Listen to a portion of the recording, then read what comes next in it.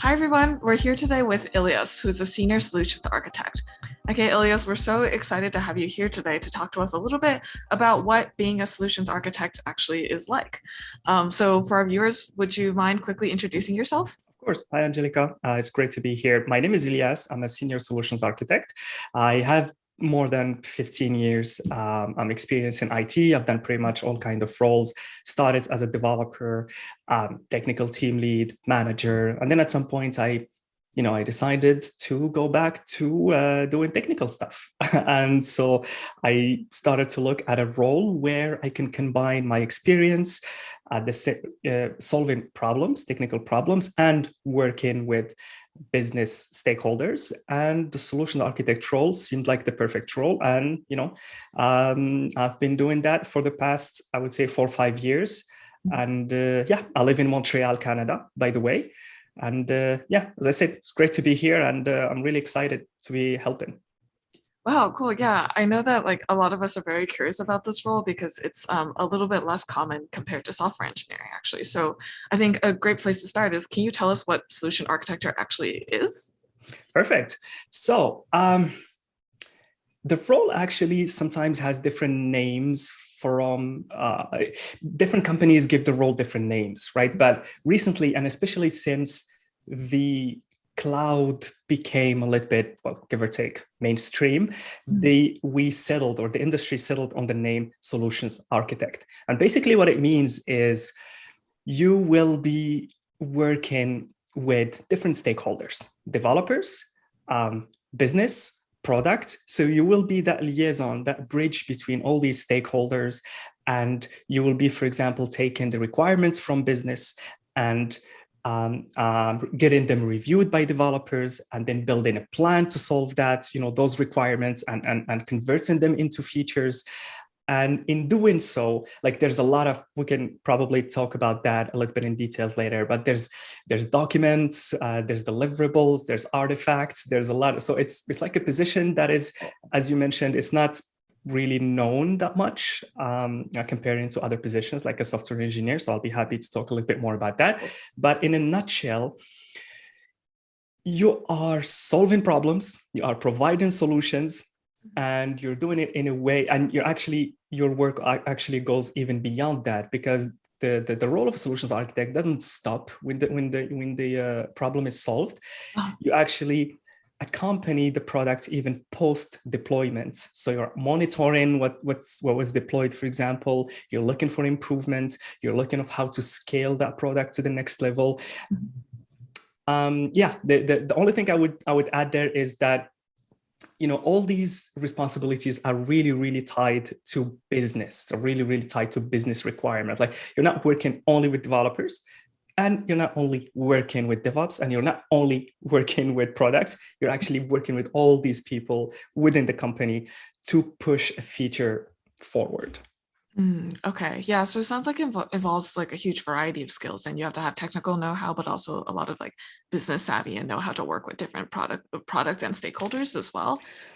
That's actually true. Yeah. And there's actually a distinction. So when I was at AWS, you didn't need to have a technical background to be a Oh. solutions architect. Oh, But okay. then, yeah, it's like, it depends, because at AWS, your role is more kind of pre-sales. Mhm. You're there to advise customers, you're there to help them make strategic decisions, you're there to accompany them to the cloud, but you're not necessarily there to build production workloads, right? But then in different companies, so like the company where I work right now, Essence, my role is actually, company developers on day to day, and make sure that everything that is deployed to production is according to spec. So there's some nuance there, but you know what? Having that technical background goes a long way, because one of the big aspects of the solutions architect role is doing POCs and testing technologies on, before even getting to the development period, I would say. Let's say you need to solve a problem around databases. You need to store some data somewhere. So before even you can come up with the solution, you probably will be testing 4 or 5 databases, and you probably will be testing them with different frameworks and different patterns, and probably writing a POC here and using the service and then testing with a different approach. So having that technical background definitely helps. Yeah, gotcha. Okay. And so a lot of what you've described of like strategizing about how to bring a product to market and working with a lot of different stakeholders, it sounds almost like product strategy or product management. Can you tell us a little bit about what might be the difference between these roles? Of course. Well, the difference is that we take the requirements, from products, and then we try to, there are 2 types of requirements usually. There's the functional requirements, what's the workload is, or what does it do actually, and the non-functional requirements, which are what it is, right? So I take the non-functional requirements, which usually come from products and strategy, as you mentioned. So I would be talking to product people, and I'd be asking them, how many users do you expect to use this new feature in the next 3 months? Okay, how many do you expect it to be, how many users expect to use it in the next 2 years? So that's a non-functional requirement. And then I would be talking with developers, and I would say, well, our current infrastructure, what is the throughput of it? How many users that it's, and then getting those 2 numbers, I would be designing a solution that can satisfy business requirements at the same time with the tools that we have in-house. Because, building a solution that works, that's super easy. Building a solution that can scale, that's a little bit harder, but then building a solution that can be maintained for 10 years, for 15 years, that requires the usage of different patterns. You're using ports, you're using interfaces, you're using plugins, and also building, sometimes what I see is like I'd be working, for example, with marketing, and marketing, they have this idea to, I don't know, build a campaign manager. And sometimes this requirements and these ideas are, maybe they are a $10,000 problem, right? So you need to design a solution that is not super expensive, because it's like sometimes you might just bring a tank to a gunfight, like we like to say, and you don't want to do that. So you want to design a solution that is right sized, that satisfies the requirements, but at the same time, it's not expensive, it's not hard to maintain, it's super easy to scale, and stuff like that. So yeah, basically get functional requirements, non-functional requirements, do a lot of testing, a lot of POCs, build a lot of MVPs, work with developers, and try to build, that solution. And I like to think of, engineering is all about iterations at the same time. So I like to also think about, this is, we're going to build in the first 3 months, we're going to build you a version 1.0. This is what's going to have, it's going to have a throughput of this. It's going to have an availability of 99.9%, which means we are okay if our workload is down for 5 minutes per month, stuff like that. And so I'll have to negotiate this with business stakeholders and products. I say, would you be okay if the product is down 5 minutes per month? And sometimes you're going to say, why? And I'm going to be like, well, because if I need to give you all the features that you need and respect the deadline, and I don't want it to be super expensive, then I need to go this certain way. So I'll have to sacrifice something, right? But in 9 months, I can promise you a 99.99% availability. So like we work on this on iterations, and a solutions architect basically like builds a plan with different steps, and with the goal of finally satisfying all those requirements and building a product that everyone is happy about. Great. Yeah. And that sounds highly impactful, because it's basically like you're taking the product vision and you're making it a reality, and not just a reality, but a resilient and scalable one, That 100%. Yeah. I couldn't have said it better myself. I need to remember this line. Yeah. So speaking of the technical side, which you mentioned a little bit of, like, I think some people also get confused between like what a solutions architect does versus a software architect. Can you also tell us a little bit about this difference? Of course. So I would say I would add even more roles to the mix: network architect, data architect, right? And so I would say I work with these architects on a daily basis, because before starting to write software and before starting to, if for example I mentioned the C4 model, right? So one of the layers is the class. So before I even get to the class and I get to architecting the software and what kind of domains and what kind of services and what kind of, I need to architect the infrastructure on where the software will be running, right? And when I'm architecting the infrastructure, well, I need to architect the networking. Do we have an infrastructure that is distributed globally? There's some kind of latency. Let's say our customers are in Europe, but our warehouse is in North America.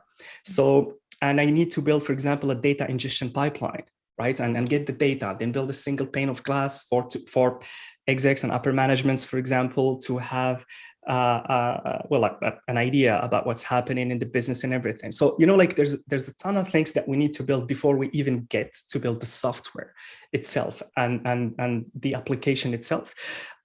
So as a solutions architect, you take that step back and you take all these components. How I am going to structure my data?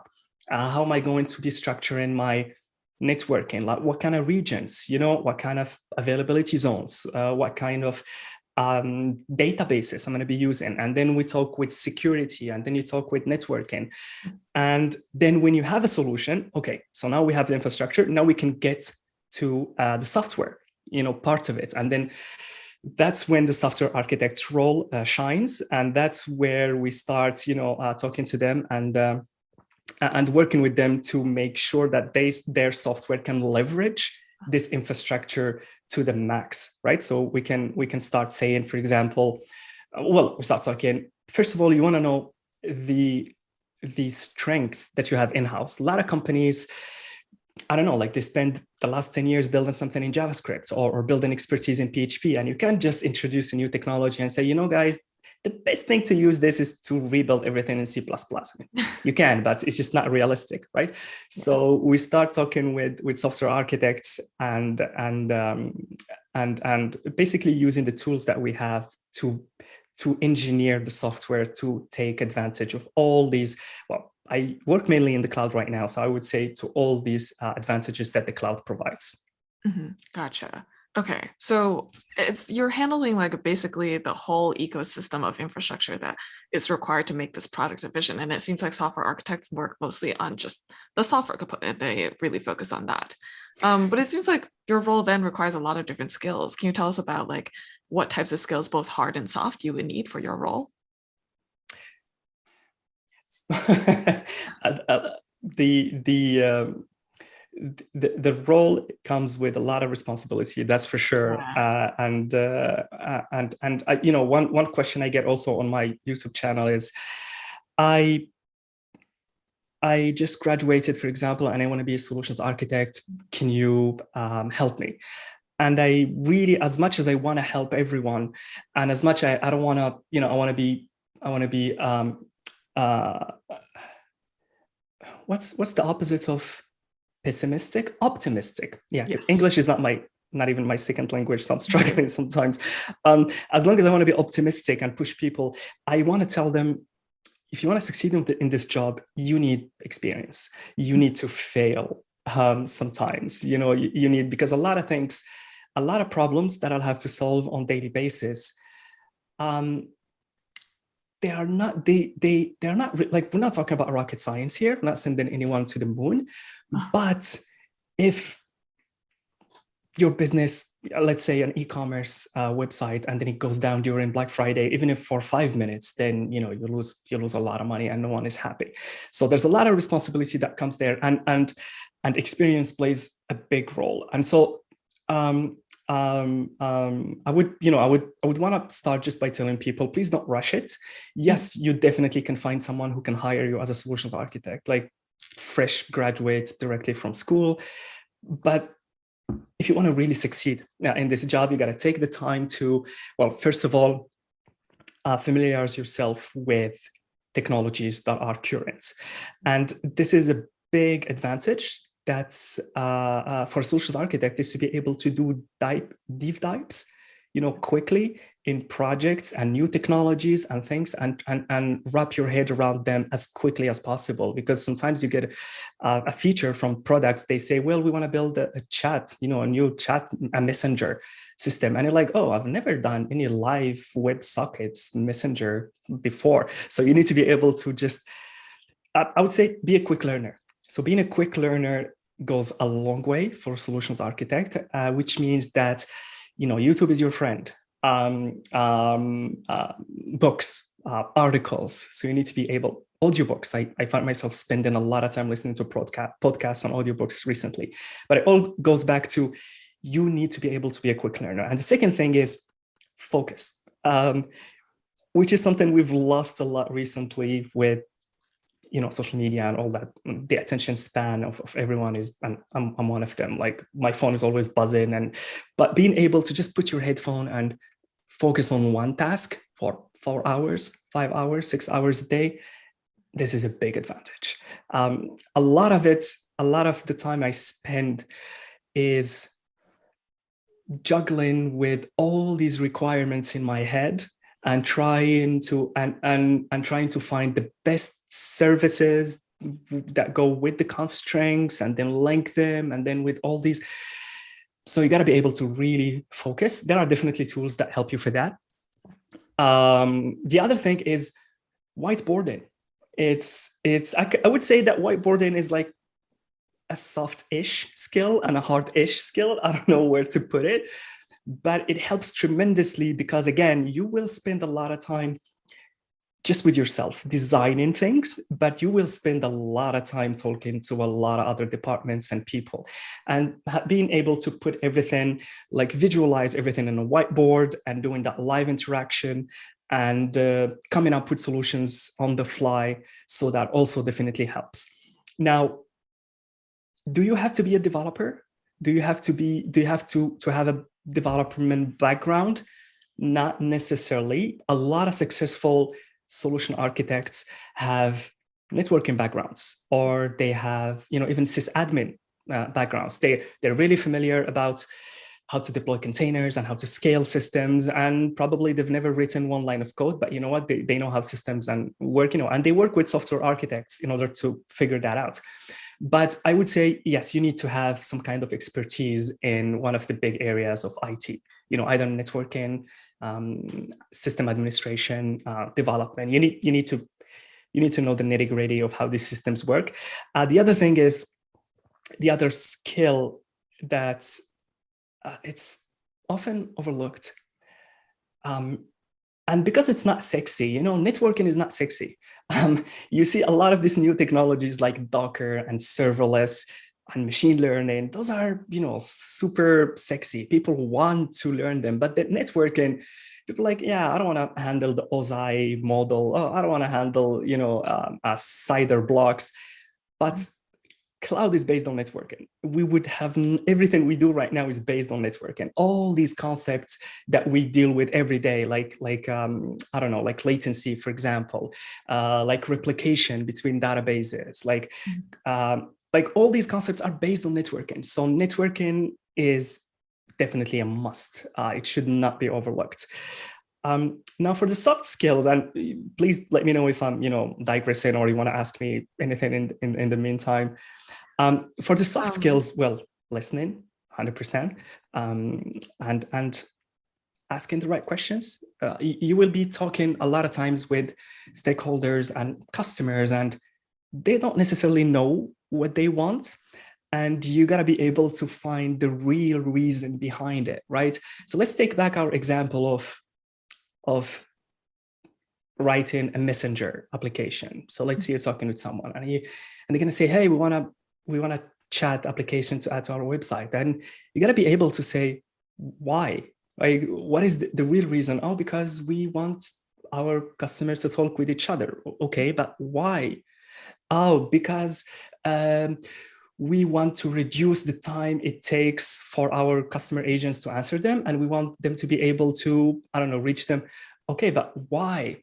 Oh, and after a little bit of digging, you might find out that the real problem is that there are bad reviews on the internet about the product, and most of the reviews say that they can't get a hold of customer agents. So maybe the right solution is actually to, I don't know, hire more customer agents, or keep the ones that you have, give them like better perks. I don't know, like sometimes people, it's a human nature, you know, sometimes we might jump to the solution that seems from first glance the best one. So you got to be able to actually, and that's where experience comes in. You know, you might dig deep into a past experience where you've done this, you've built that messenger before for multiple times, and you've noticed that those KPIs didn't actually move to the right in the right way. You know, that needle didn't move to the, so you got to be able to dig to undig or unbury, I don't know if that's even a word, like that experience and use it in your current role. So yeah, so there's, you know, listening. Also, a lot of it is, especially when I was working at AWS and I was working with multiple customers. So I wasn't working like today in a company, within a company, and working with business stakeholders. I was working with multiple customers. And a big, I would say, something that is super, super important is the art of presentation, you know, how to present your ideas, because sometimes you'll be meeting with CEOs and C-suite, and you got to present to these people in a different way than you're presenting to developers and engineers. You know, you talk with the CFO, maybe they care about return on investment. They care about how much time they would take to go to market. But then you talk to a developer and they care about other stuff, about resiliency, about how great the solution is from, you know, other aspects. So being able to adapt your speech to various audiences. Mm-hmm. And sometimes you find yourself managing a lot of meetings. So being able to, I would say, you know, have that control the conversation, give everyone their chance to you know, raise their concerns, listen, take notes. Sometimes you don't know the answer because you realistically cannot know everything. So even there, you know, there are better ways than others to handle it when you don't know the answer and still be able to bring value, right? Like something that I tell my mentees when I mentor them is, don't be afraid to say, I don't know, for example, when you don't know. Don't be afraid to say, all right, I don't know this question, I don't know the answer. Let me just take a note. I'm going to take a couple of days, research it, come back to you, right? So I would say, yeah, so those are a little bit, you know, the hard and the soft skills that come to my mind right now. Yeah. Yeah, so I guess to summarize then, it sounds like it's a variety of things, but to start with, being able to learn quickly, right? Having good strong technical knowledge of computer networks, also being able to ask the right questions, especially when it relates to finding the root cause of problems, right? And then lastly, what was the last one? Presentation skills, adapting your communication skills. Communication, right? pretty much, that's it. Yeah. Right. Okay, great. So that is a wide variety of things. Do you have any tips on how people can pick up these types of skills beyond just experience itself? Well, you know, you either learn from your experience, or you either learn from someone else's experience. So books, YouTube, honestly. Yeah. Audiobooks, articles, platforms like yours, for example. You know, this Andy Jassy used to say, that the CEO of Amazon used to say, there is no compression algorithm for experience. You know, if something takes 10 years to learn, it takes 10 years to learn. Yeah. But I sometimes disagree, because when you read a well-written article where someone takes their 10 years of experience and compresses it into a few hundred lines of code, you know, that's like a compression algorithm for experience, and you could learn, right?